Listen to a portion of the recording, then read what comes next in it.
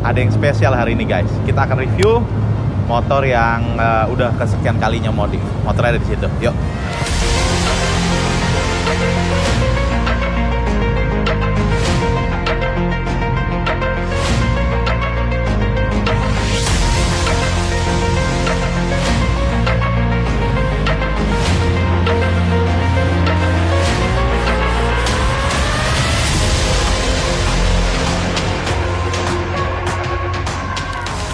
Selamat datang di channel 902 Garage. Alhamdulillah nge-review untuk kesekian kalinya di motor ini demi teman-teman yang butuh referensi modif.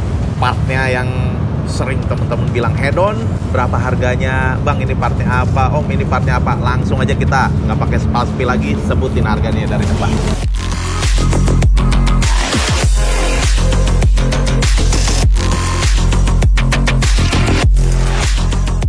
Dari bagian depan, velg yang dipakai dari RCB Forjet, jadi yang full aluminium bongkahan ya, Forjet ya, nggak ada sambungan, nggak ada cor-coran lah ibaratnya.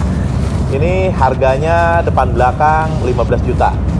Nah, velg ini basicnya Yamaha R25, kita pasang di CB 150, pakai disc TDR floating 320 mm. Harga disnya nih depan belakang itu di harga 1,5 juta, baru ya kondisinya. Terus kita pakai juga pengereman Brembo depan belakang. Brembo yang depan ini kita pakai dari kaliper Brembo M50 radial, pitchnya 100 mm, dan bracketnya kita pakai aluminium. Nah, yang buat beda di sini, kita bottomnya sudah pasang punya CBR 250RR. Jadi bukan bottom upside down-nya CB 150, melainkan pakai bottom CBR 250RR.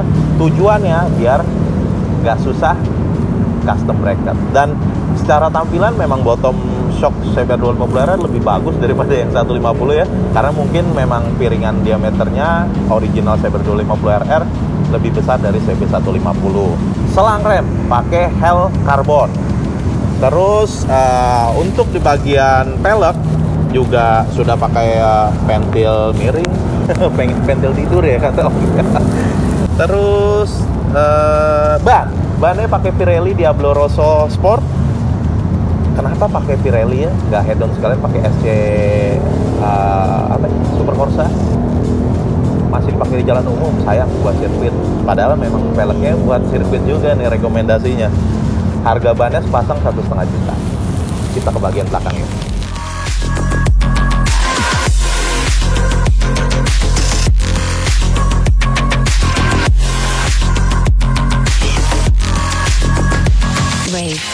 Feel di bagian belakang, knalpot kita pakai basic CBR 250R lagi, Akrapovic Slovenia Carbon, silinser aja. Jadi kita pasang di headernya yang emang sudah PNP ke CB 150.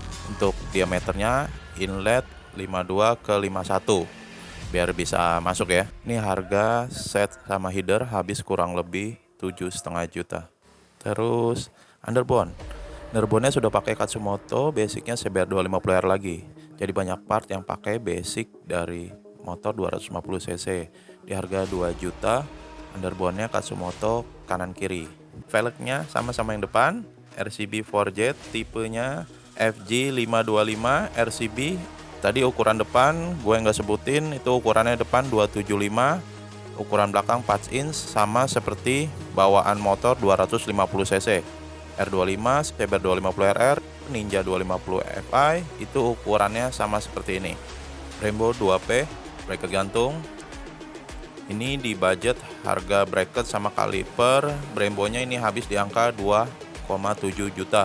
Terus piringan belakang yang tadi disebutin juga, di depan pakai TDR juga, basicnya dari Yamaha R25. Velgnya juga Yamaha R25. Selang rem Hell 500.000 untuk yang belakang. Ini juga pasti nih ada yang nanya nih nanti. Ini nggak mahal sih, murah, cuma 200 ribuan kalau nggak salah ya. Terus ban Pirelli Diablo Rosso Sport ukuran 150 per 60, sepasang kemarin habis 1,5 juta. Ada juga pentil miring sepasang dengan harga 250.000. Untuk gear set kita pakai dari WR3, sama baut gearnya juga pakai WR3. set sama rantai ini habis di kisaran 1,5 juta. Monoshock Ohlin Basic CBR 250RR yang kita pasang di sini di harga 8,5 juta. Dan yang menarik guys, di motor-motor sebelumnya kita belum pernah pasang, di sini kita pasang swing arm basic dari Kawasaki ZX 25R yang menurut gue ini punya sesuatu, karena memang ini yang pertama kali dan mungkin baru pertama yang pasang di motor 150cc. Swing arm ini karena masih langka dan masih jarang, jadi ya harganya cukup lumayan tinggi. Karena basic dari swing arm Kawasaki ZX 25R ini, dia monoshocknya ada di bagian atas. Jadi kita kondisikan prolingnya berubah di bagian bawah sesuai dengan CB 150. Dan enaknya ini bahannya masih besi, bukan aluminium kayak CBR 250RR. Jadi nggak kesulitan lah untuk ngelas bagian bawahnya itu. Cuma karena swing arm lebar kapasitasnya besar, kosong nih guys. Masih kosong dan masih kopong. Gitu kalau menurut gua sih cocoknya buat ban-ban lebar. Budget dari swing arm ini di angka sekitar 4,5 juta. Konsep ini lebih mengarah kita ke part-part branded, part-part head-on deh kata teman-teman tuh yang sering nyebut part-part head-on lah, terus part-part sultan lah. Padahal nggak gitu juga kali ya. Pasti kalian pada nanya ini, Bang, spill suara knalpotnya dong. Nggak pakai lama deh. Yuk kita dengerin. Oke, kita nyalain, oke. Apa suaranya?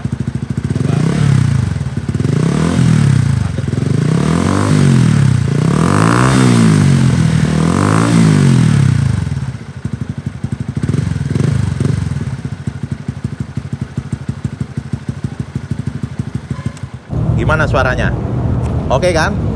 Akrapovic CBR 250RR basicnya Slovenia karbon, nggak bisa dibohongin lah. Harga 7 jutaan kita pasang di CB 150.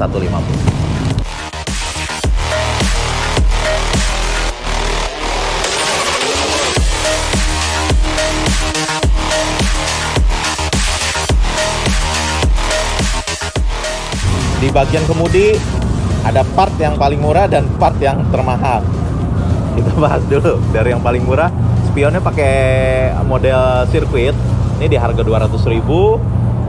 Kalau teman-teman mau pasang di CB atau CBR 150 atau motor 250cc bisa pakai ini. Ini murah kok udah, karena basic yang awalnya mungkin Rizoma kali.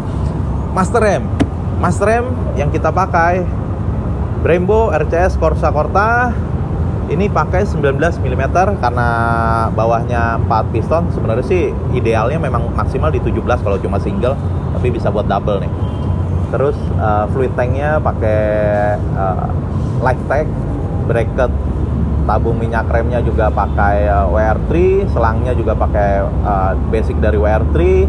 Bagian kanan masih gripnya pakai Domino, lever guard pakai karbon. Ini harganya, oh iya harganya lupa nih.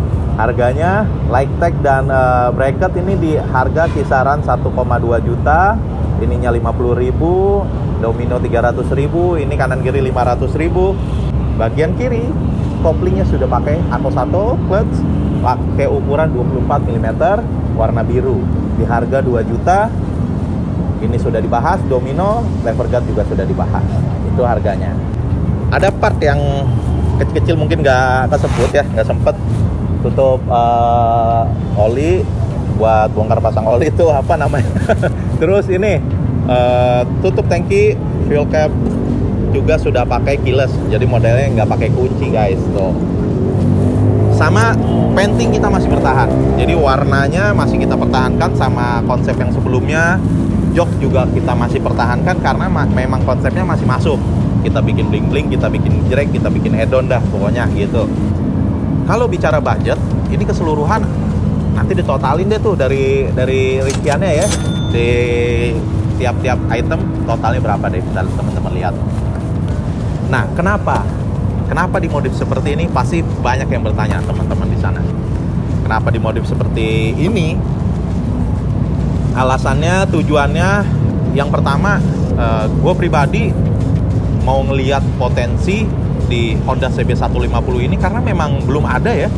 Kalau menurut gue belum ada CB150 atau CBR 150 mungkin dengan spek yang seperti ini, spek yang memang mungkin teman-teman, Om kalau pakai pelek lebar kan berat jadinya.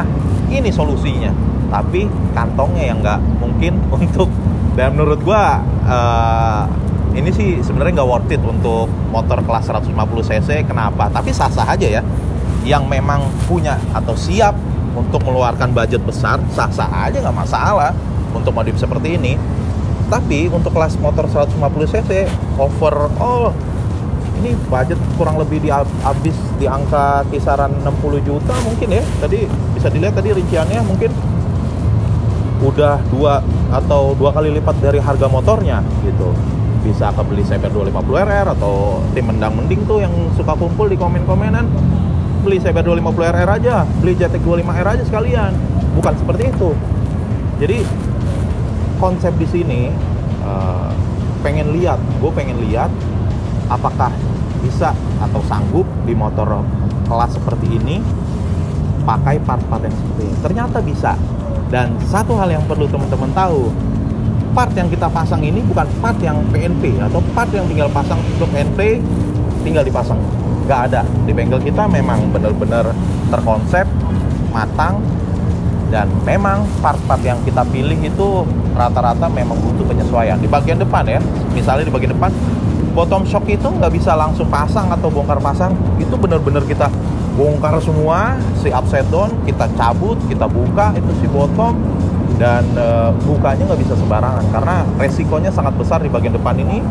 Terus ukuran bushing pelek itu kita atur ulang, kita buat se-center mungkin.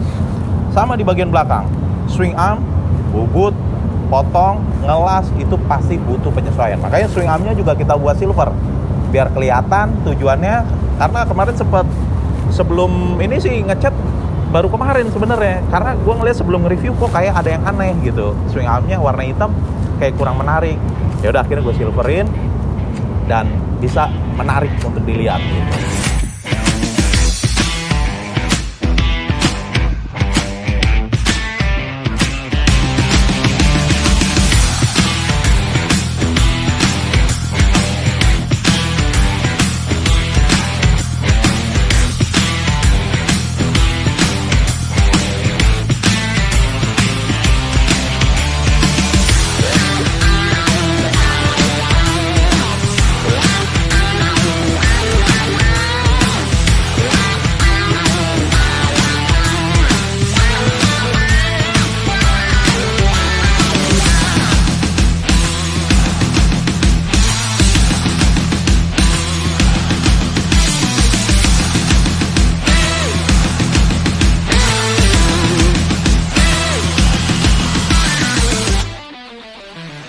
Sebenarnya modif spek kayak gini tujuan utamanya bukan pamer atau bukan pansos sih, tapi lebih kita menginformasikan ke teman-teman bahwa motor seperti ini bisa dimodif seperti teman-teman yang harapkan dan kita wujudkan. Tujuannya gue modif ya memang motor unitnya yang ada di workshop. Kalau memang teman-teman minat gitu mau modif seperti ini di motor teman-teman sekalian, bisa. Udah tinggal kondisikan aja harga dan budget.